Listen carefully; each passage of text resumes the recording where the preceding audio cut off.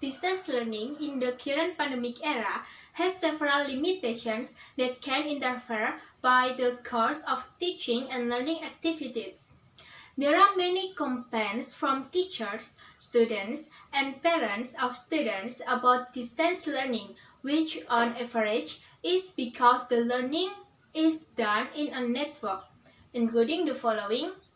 First, from a slow internet network and limited internet quota. Online and off-network learning system can work effectively if the internet network is good. When the internet network is bad, the online teaching and learning process must automatically be hampered. Internet connectivity issues also have a bad impact on learning via online modalities. However, online increasing internet plan or speed will help to solve this. Second, parents of students get additional work to assist children in learning, communication, and socialization between students. The lack of parental attention to student learning activities at home is why distance learning does not work during difficult times. Parental reasons include lack of time and their inability to substitute teachers for students in their homes. Only a few parents understand that it is their job to assist and support children. Learning at home by providing internet connections packages, helping children with study assignments, and participating in completing mandatory assignments or tests sent by the teachers. The most surprising finding was that children's enthusiasm for learning had decreased, so many parents hope that schools would reopen for classroom learning and students could meet their friends. Third, ineffective teaching and learning activities. Online and off-network learning systems are certainly not as effective as learning in schools. This happens because of several factors, such as the lack of student feedback about the understanding of the subject. Research shows that regular two-way feedback helps increase self-efficacy and motivations. The interaction between the facilitator and the learner and the learning materials, along with emotional and social support, are essential ingredients for effective learning. So, attention spent during online learning is even shorter than face-to-face sessions, which are also supported by the literature as always as inefficiency to teach psychomotor skills, research intensity, and mismanagement of manners during session as learning limitations line. Next, there are many several challenges or demands that must be met by teachers, students, and parents of students, and immediate solutions are sought, such as first, technological inequality between schools in big cities and regions. Second, limited competence of teachers in the use of learning applications. Third, limited resources for the use of educational media technologies such as internet and quotas. Fourth, the teacher's-parent relationship in learning in a network that has not been integrated. Five important aspects in the distance learning process are student and teachers, then skills before virtual learning, technology, pedagogical knowledge, and learning support tools.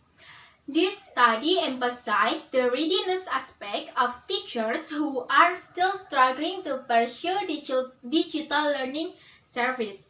Given the Teacher Council's awareness of the lack of distance learning delivery and new commitments, these teachers have high hopes that they will one day increase their independence and professional progress in the area of distance teaching skills.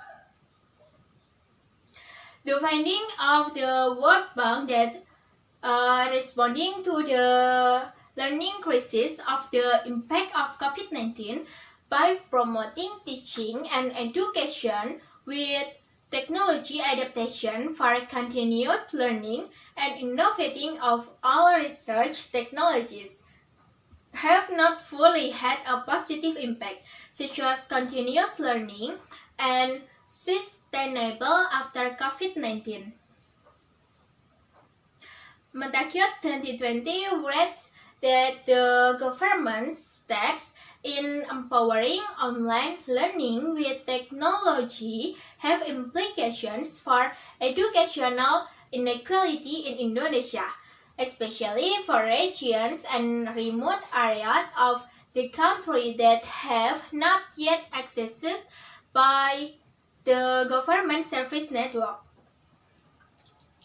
Metacut's reasons include expanding the network's internet connection with private tuition fees in online learning, easy access to learning technology and online resources for students from disadvantaged backgrounds when schools are closed. A fair internet network is indeed a major problem in both college and schools. Most schools in Indonesia, especially those in remote areas, were not designed for use before COVID-19 emerged. Understanding of distance learning is still limited to listening, but not yet skills in implementing it without the preparation of the right tools or training for teaching staff such as teachers, designing and implementing virtual learning programs. Likewise, students do not have the option of preparing for transitions in pandemic learning. Despite all the above limitations, every student has tried their best to create a better climate situation, faster and improve online learning to education in an unprecedented time before COVID-19. Online learning is not as easy as we think. Many students and teachers have reported that they encounter difficulties due to stuttering with this online learning.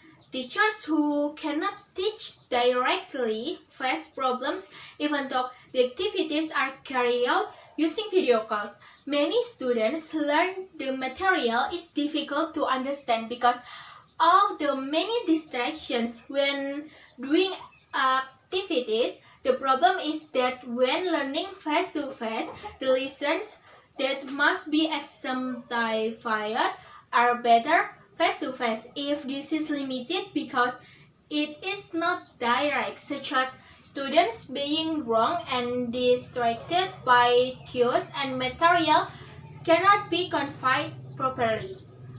Likewise, because sometimes parents cannot be contacted by teachers and schools, working parents have limited tools. Some parents are busy working because the role of parents is needed. Children who study from home also do not focus on learning because the home environment is indeed crowded and so it is disturbed. As a result, learning cannot be implemented effectively. This is a real situation when learning with the help of technology is in progress. Then, an alternative and unplanned method for delivering instruction from a distance when physically located in a classroom with students are not possible, referring to emergency distance or remote learning.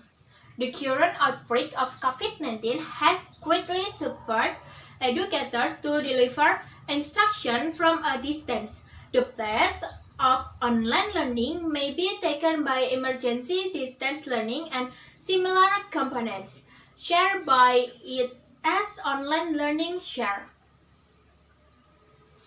However, because of its design, EDE is different from online learning. It has been indicated that there is a likelihood that EDE will experience remarkable growth and popularity because of the transformation of face-to-face course to online delivery. For students who want to experience a traditional college experience, online learning is losing its appeal to them. Students can have feelings of isolation because there is no instruction on campus there is no interaction on campus and educators. Social isolation can be the main reason that spurs students to resign from their studies. Who abandon online learning has a stigma around it, and in addition, in several studies, it has been shown that EDE can be difficult to coordinate for students who tend to procrastinate. Much of online learning depends on students' ability to complete independent work. There is a significant relationship between infrastructure and support, efficiency and advantage of switching to distance education. This is also in line with the findings of Case et al., which refers to the flexibility of online learning compared to face-to-face learning, which is more time-consuming and research-intensive, emphasize the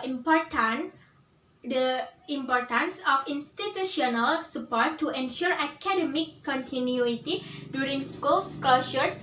This support should exceed the level of technical support to include pedagogical support for teachers and students. On the other hand, the relationships between infrastructure and support efficiency is also determined significantly by the disadvantage of switching of distance education. However, this relationship is negative between variables. This has also been stated in the research of Wicaksono and Rahmayanti that the variance in the type, size, and use of media, unavailability of IT tools with students, and technical devices between teachers and students can hinder the quality of teaching through technology. How inadequate infrastructure and support reduce and ineffectiveness of distance education and interface with learning, and ultimately resulting in underachievement of learning outcomes. On the other hand, the relationship between infrastructure and support efficiency is also determined significantly by the disadvantage of switching to distance education. So, in conclusion, distance learning that must be carried out in the midst of the COVID-19 pandemic has its own problems and challenges that must be faced, handled cooperatively and collaboratively by all relevant parties, namely the government, schools and students, parents, and the community, supporting infrastructure and efficiency. Efficiency is important in order to ensure smooth learning in the COVID-19 era. Therefore, infrastructure and support efficiency directly affect teachers, and students experience, which requires more efforts from higher education institutions to invest more resources in infrastructure and support. With such investments, students and teachers can overcome most of the reported disadvantages and challenges, such as technical skills, direct interactions with teachers and peers, and heavy course loads. Also, more investment in infrastructure and support will increase all reported benefits of emergency distance learning, such as content learning, ability, and satisfaction. Okay, I think that's all from me. If you have any question, just type down your question in the commentary column and don't forget to mentioning your name. Thank you for your attention. Sorry for any mistake. Have a great day, y'all. Thank you very much and see you